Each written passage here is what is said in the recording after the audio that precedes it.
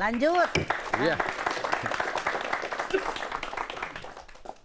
Kita lanjutkan kembali polemik malam ini yang membahas tentang pemilihan gubernur yang akan segera datang, tapi partai-partai politik masih bimbang untuk memilih calon. Yang nggak bimbang cuma partainya Mas Aryo ini sebetulnya. Ya kita yang paling, bisa dengar nggak? Bisa.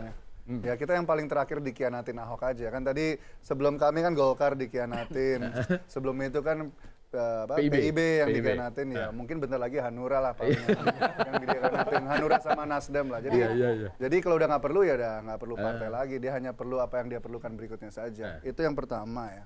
Kemudian yang kedua, ya kita harus ingat lah, sekarang kan gampang banget deh nyerang parpol. Kan pokoknya semuanya busuk parpol. Parpol busuk, ya udah kita bubarin aja semua parpol. Apa yang terjadi? Ya nanti yang dianggap busuk semua calon independen. Anggap aja kita mau 100% calon independen. Nanti orang kan perlu menyalahkan seseorang.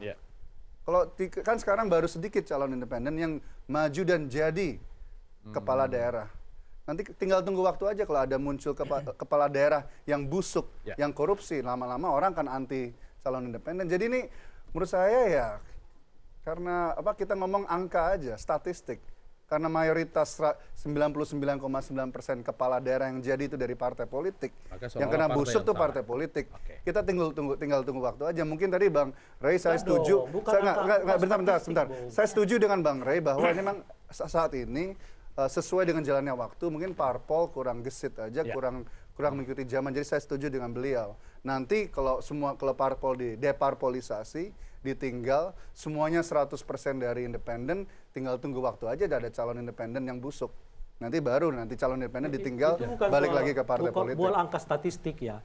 Itu soal fakta di lapangan. Ya, fakta di lapangan adalah statistik. Fakta di lapangan adalah hampir semua yang kena korupsi adalah dari partai politik. Nanti kita tinggal tunggu waktu aja ada calon independen yang korupsi, baru nanti orang akan bicara calon independen. Cara menjelaskannya tanya aja Cepopong yang paling senior dari kita. Menjelaskan itu dengan mengatakan partai nggak akan berubah. Nggak akan berubah karena kita akan biarkan yang independen nanti korup. Nggak begitu cara melihatnya menurut saya ya. Kita harus terima bahwa 8 dari 10 calon itu diindikasikan korup. Pertanyaannya ada apa dengan partai? Sebagai pendukung tadi? Bukan sebagai pendukung. Ada apa partai sehingga mengeluarkan, melahirkan pemimpin-pemimpin yang korup? Itu pertanyaan mendasarnya. Jadi jangan lihat angka ini kan. Kalau cara bacanya begitu, udahlah partai kita pinggirkan dulu, kita persilakan yang independen. Kalau begitu yang independen ini nanti korup akan dicela orang akan macam. Bukan itu cara menyelesaikannya. Saya kan cuma bicara. Pertanyaannya adalah ada apa dengan partai sebagai instrumen demokratik bagi proses pencalonan kepala daerah itu. Dan satu hal lagi, yang melahirkan kepala daerah yang ternyata kalau kita sebutkan mengakibatkan banyak yang ditangkap oleh KPK. Bukan karena mestinya harus dicari. Tidak bisa dilihat sebagai boleh nggak saya komentar tadi? bentar aja? Silakan. Kenapa saya pernah dengar waktu itu ada pengamat politik yang bilang kenapa kita nggak bubarkan DPR ya? Semua legislasi dipegang DPD. Tahu nggak kenapa ya anggota DPD yang masuk kena KPK itu 0? Ya karena mereka nggak pegang duit. Kasih aja mereka suruh megang duit, pasti ada yang kena. Artinya kan begini. Saya bilang ini manusia, human nature. Manusia itu seperti apa? Begini, orang Indonesia ini pada dasarnya nggak bisa dipercaya. Kira-kira begitu. Saya tidak setuju. Tanpa sistem pengamanan yang benar. Mau partai mau independen. Nanti akan boleh nggak saya? Cara berpikirnya begitu. Boleh nggak saya komentar? Sekarang siapa dulu, Cek? Siapa dulu? Tepuk tangan dulu, keprokan dulu. Siapa dulu, Cek, yang bicara? Mau nggak? Ya. Oke, kita sekarang bicara apakah orang Indonesia itu semuanya koruptor? Enggak. Saya bicara semua manusia di dunia, di negara manapun ada korupsinya. Di Jepang itu Kementerian Pekerjaan Umum di Jepang salah satu yang paling korupsi di dunia. Dan Jepang negara maju, negara yang tingkat korupsinya rendah. Saya nggak bilang Indonesia itu lebih parah dari yang lain. Saya cuma bilang institusi yang checks and balances yang ada mungkin tidak sebagus di negara lain. Kita perlu waktu untuk memperbaiki ini. Nah, kemudian dan Cepopong kan sudah paling senior di antara kita. Itu persoalannya. Cepopong udah paling senior di antara kita. Beliau tahulah human nature itu manusia seperti apa. Tinggal tunggu waktu aja. Jadi masalahnya menurut saya karena partai itu dibiarkan dikuasai oleh orang-orang tertentu saja. yang melakukan negosiasi. Anda bisa bayangkan, partai politik bisa ketua umumnya dari dia ke dia saja. Dari ketua misalnya begini ya, dia udah dewan pengurus, dewan pembina turun lagi jadi ketua umum. Habis lagi nggak jelas mekanisme apanya, dia lagi ketua umumnya. Bagaimana partai bisa mengontrol publik kalau di dalam dirinya sendiri tidak ada kontrol? Itu intinya itu sebetulnya. Gitu. Saya ke Bung Gugun dulu kalau gitu ya. Apakah kemudian ada jaminan bahwa ketika popularitas seseorang begitu tinggi karena prestasi-prestasi sebelumnya yang dilihat oleh publik, menjamin dia kemudian tidak akan terjerumus seperti yang dikhawatirkan oleh Bung Arya tadi? Ini kan dua hal yang berbeda antara popularitas tuh dengan integritas. Jadi tidak seluruh yang kemudian populer dan juga tingkat keterpilihannya tinggi itu bisa kemudian menjaga dirinya dalam konteks integritasnya. Integritas itu historisitas berjenjang. Jadi ada track record yang kemudian dibangun oleh dia sehingga kemudian dia punya reputasi sebagai politisi berintegritas. Jadi bagi saya harus dibedakan antara kontestasi elektoral itu dengan rekam jejak dia. Bahwa benar rekam jejak itu akan menyumbang yang disebut dengan tingkat keterpilihan. Contoh misalnya, halayak itu akan dapat satu pergerakan positif, sentimen positif. Ketika misalnya orang yang berintegritas itu dijual dalam konteks dimarketingkan, dalam konteks politik ya. Sehingga kemudian dia akan dengan mudah ada yang disebut dengan tingkat kepercayaan. Setelah kemudian menjadi tingkat kepercayaan, akhirnya menyumbang insentif elektoral. Itu suatu hal yang wajar.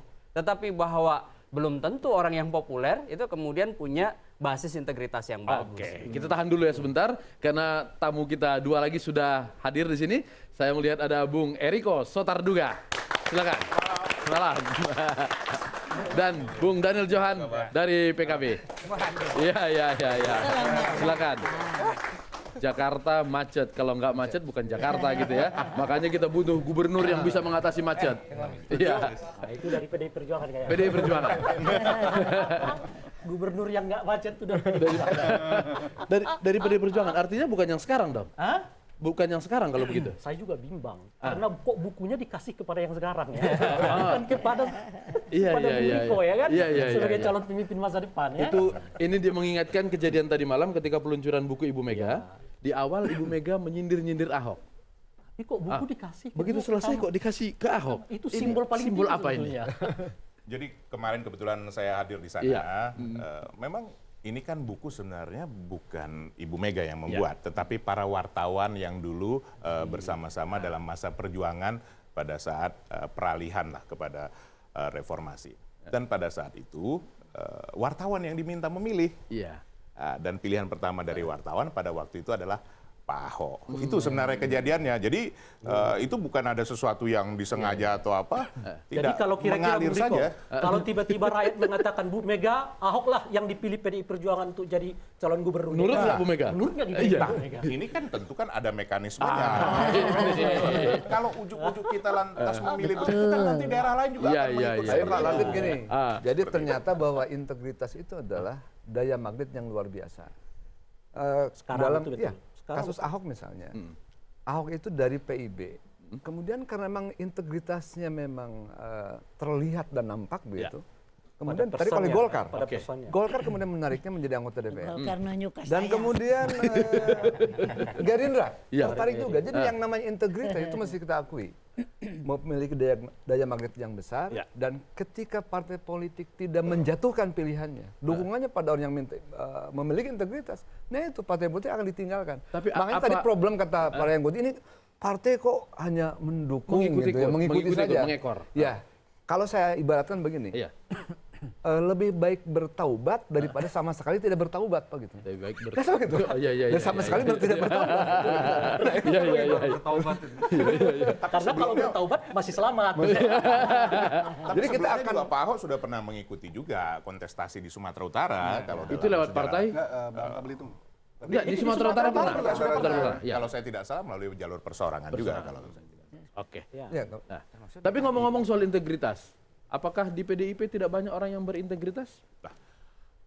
Tentu jangan diri kami yang menilai ya, tapi masyarakat lah yang bisa menilai. Kalau kita melihat sekarang kan banyak kader-kader dari PDI Perjuangan, ya tentu masyarakat yang melihat seperti Bu Risma, seperti Mas Ganjar, seperti Bung Anas dari Banyuwangi. Nah, saya rasa banyak kader-kader yang memang kita siapkan, yang memang bila mana diberikan kesempatan, mereka siap.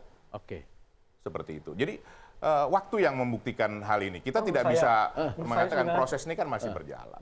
Kita coba dengan pertanyaan, apakah integritas menjadi nomor keberapa dalam proses pemilihan calon gubernur di PDI Perjuangan?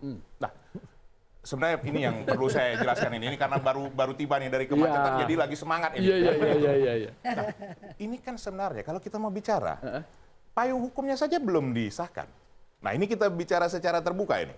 Payung hukumnya saja baru nanti habis selesai reses ini, baru nanti masuk untuk dibahas bersama DPR. Walaupun kurang lebih 13 item yang dibicarakan, tidak terlalu juga banyak. Nah, PDI Perjuangan itu punya satu mekanisme yang mendengar dari tingkat bawah. Tadi persis seperti yang disampaikan. Kami punya struktur dari tingkat RT RW. Nah, ini mendengarkan apa yang diinginkan oleh masyarakat. Bukan hanya berdasar survei, Kang Gunggun, tapi ini di masyarakat langsung. Dan ini dibawa berjenjang, mulai dari tingkat RT RW, ke tingkat kelurahan, kecamatan, sampai tingkat kota kabupaten, dan sampai di tingkat provinsi. Nah, inilah yang nanti akan dikerucutkan menjadi 3-4 pasangan calon yang paling banyak untuk dibawa ke tingkat pusat. Dan nanti ini dilihat lagi dari hasil survei. Ini kan mau jadi pemimpin rakyat DKI. Apa kita mau langsung ujuk-ujuk tunjuk? Kan seperti itu. Apakah kita melihat bisa dengan perwakilan hanya beberapa lantas kita langsung memutuskan? Kan ini perlu kehati-hatian. Ini memimpin rakyat DKI. Dan selama ini juga pada waktu sebelum ini kita bersama Gerindra menunjuk Pak Jokowi dan Pak Ahok kan tidak salah menantang incumbent yang kalau berdasarkan hasil survei tinggi sekali waktu itu. Sampai 1 minggu sebelumnya saya mengikuti. Bang Eriko, saya ingetin karena saya lihat surveinya. Tanggal 30 Juni atau 30 Juni, seminggu sebelum 7 Juli pemilihan pertama. Itu jujur aja ya, saya ngelihat survei internal kita. Itu jujur, sampelnya cuma 500. Jadi tingkat kepercayaannya 4,5 margin of error-nya 4,8%. Dapat berapa? Saya lihat Fauzi Bowo 49% dan Jokowi Ahok cuma 27%. Seminggu sebelum pemilihan. Dan ini internal kita. Nggak mungkin kita bohongin diri sendiri lah. Juga waktu itu. Ya iyalah gila, gua nggak bisa tidur. Ini pengalaman kita dulu kan. Jangan dulu. Kita kayak gini lah, Bang. Kita kalau Gerindra nanti sama PDI mengeluarkan calon, bisa menang juga. Saya mau sampaikan di sini ya. Tidak ada satu perjuangan yang mudah. Kami sudah waktu itu membuktikan seluruh anggota DPR RI, termasuk saya, 92 orang diterjunkan di 46 kecamatan. Satu kecamatan ditangani oleh 2 orang anggota DPR RI bersama anggota DPRD. Dan ini bertanggung jawab sepenuhnya untuk memenangkan di wilayahnya masing-masing. Termasuk segala hal harus diselesaikan pada saat itu juga. Nah, kalau kita melihat, ini kan masih baru proses. Kalau saya yang melihat secara jujur, masih lama, Februari tahun depan. Dan kenapa sekarang sudah hebohnya? Poin pentingnya sebetulnya. Mau hasil survei tinggi, bukan berarti PDIP dan Gerindra tidak tertutup kemungkinan bersatu. Sekarang begini, saya baru selesai reses ini tadi dari Pondok Labu. Masih ada permasalahan masyarakat di sana. Masalah apa? Hak atas tanahnya. Nah, ini banyak pekerjaan yang harus diselesaikan oleh pemimpin DKI ini. Jadi bukan sekarang fokus untuk masalah pilkada, masih Februari tahun depan. Nah, ini perlu kita sadarkan bersama. Masih ada 8 bulan. Baik. Steve, kita berpikir jernih saja. Dari kalau ada tadi ungkapan jernih teh bersih. Tadi kita dengar ada parpol busuk, gitu kan? Kita dengar tadi. Parpol jelek, parpol sudah tidak dipercaya. Kadek. Ya kan, bukan parpolnya, parpol namanya hanya wadah, tapi kan ada satu babasan yang berbunyi nilai setitik rusak susu sebelah. Iya nilai guys 10 titik.